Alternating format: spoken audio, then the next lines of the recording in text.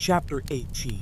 In Darby, Montana, 20-year-old Don Brisky couldn't get his mind off 18-year-old Samantha Smith in Conifer Cliffs. He had lost the opportunity to court her during the recent cattle drive to his brother Kyle. But now that the cattle drive was over, the coin toss he had lost no longer applied. It was mid-October, and summer's work on his family ranch was finished. October typically marked the slow season between putting up the hay in the summer and feeding it to the cows after snowfall. Don decided to ride to Conifer Cliffs, go to work at the sawmill, and try to land the girl of his dreams. On a crisp fall morning, Don loaded his bedroll and a few belongings on a pack horse, saddled and bridled a horse to ride, and led them out of the barn when his brother Kyle appeared. "Where you headed?" Kyle asked. "Going fishing," Don replied.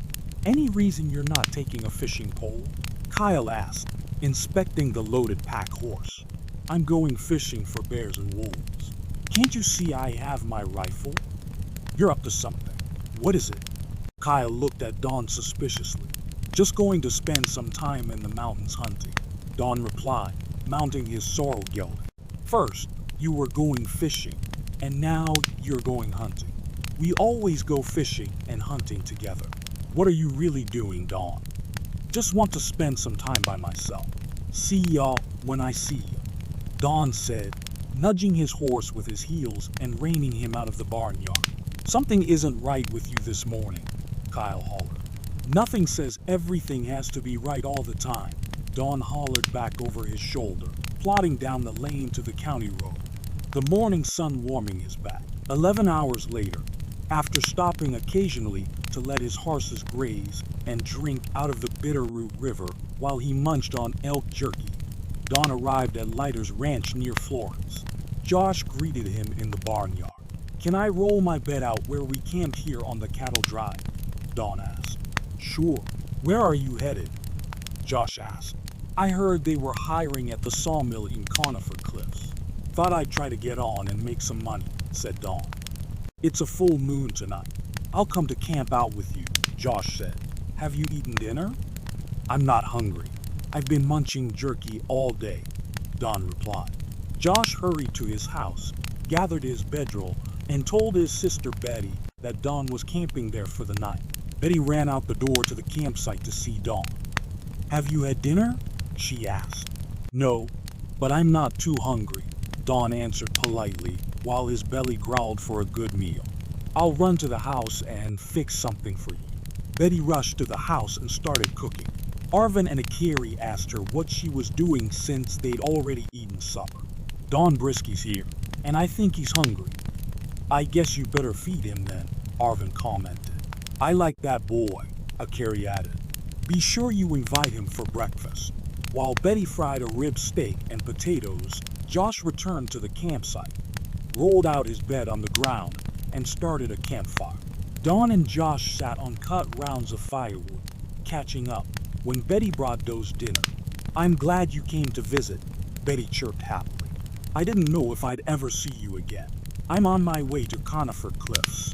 I think they are hiring at the sawmill there," Don said. Betty rolled a block of firewood up beside Don.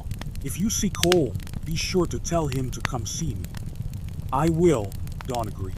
The three sat by the fire until Doe's eyelids got too heavy from his long day's ride.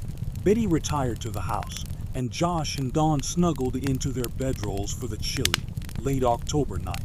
Long before the sun rose over the sapphires, Don rekindled the fire. Josh woke to the crackling of split Douglas fir. "What's the matter? Can't you sleep?" Josh mumbled from under a pile of covers. "Just got a lot on my mind," Don replied, thinking about how to win Samantha's heart. "Let's go to the house. Mom's cooking breakfast. The light is on in the kitchen." Josh gestured toward the house. "Good morning, Don. Did you have a good sleep?" Betty welcomed, whipping pancake batter. "Yes, thank you." "Good morning, everybody," Don greeted. "Are you going to stick around for a few days?" Akari invited. "You can go hunting with Josh and Arvin. They still haven't filled the icebox with elk meat." "I can't this time," I need to get to Conifer Cliffs and go to work in the sawmill while there are still jobs available. Conifer Cliffs isn't too far away. I want you to know you're welcome here anytime. There's an extra cot in Josh's room, so you don't have to sleep out in the cold this winter. Carrie continued. Thanks, Dawn replied as Betty placed a pancake covered in hot maple syrup on the table in front of him. You folks are too nice to me. Have some bacon and scrambled eggs with that, Arvin urged, handing Dawn a platter. Thank you so much for your hospitality, Dawn said after sipping the last of his coffee. I'd better pack up my horse and hit the road. Don't be a stranger, Arvin commented as Dawn, Josh, and Betty walked out the door. Josh rolled up his sleeping bag. Dawn loaded his pack horse and saddled up. Every turn of the road brought back recent memories of the cattle drive when he was trying to get close to Samantha. He thought little about the cattle drive itself. His thoughts were consumed by how to land that pretty girl. Twilight met him at Conifer Cliffs. He rode past the town and went through the gate where he had helped push Dax's cows through days before. He rode a short distance and camped behind a familiar rock outcropping. The morning sun woke Dawn from a sound sleep. He sat up, rubbed his eyes, slithered out of bed, and dressed quickly to chide the chill of the autumn morning. His belly growled. He hadn't eaten since breakfast at Leiter's the day before. Dawn led both of his horses to the creek to drink and let them graze before he saddled up and rode into town. He tied his horse to a hitching rail in front of Dyson's cafe. Sitting by the window, eating ham, eggs, and hotcakes, Dawn noticed Dax hobble across the street and unlock the door to the bank. As soon as he finished his breakfast, Dawn led his horse a block down the street to the hitching rail in front of the bank. Dawn tapped on the window. Dax looked out. Surprised to see Dawn, he rose and limped to the door to let him in. What are you doing here? Dax exclaimed, shaking Doe's hand. Looking for a job at the sawmill unless you have a job for me, Dawn replied. And I wanted to tell you I camped out on your place last night. I've got 2 horses, and there was no place to put them at the hotel. Damned hotel doesn't let horses stay there? What kind of a place is that? You can camp on my place as long as you want, or turn your horse out in the pasture if you want to stay at the hotel. Whatever you want to do, you're welcome. John might need some help with the cows. I'm not sure. I'll ask him. As for me, I'm not able to get on a horse, so I guess I'll be a banker for now. When will you be speaking with John? Dawn asked. A little later today.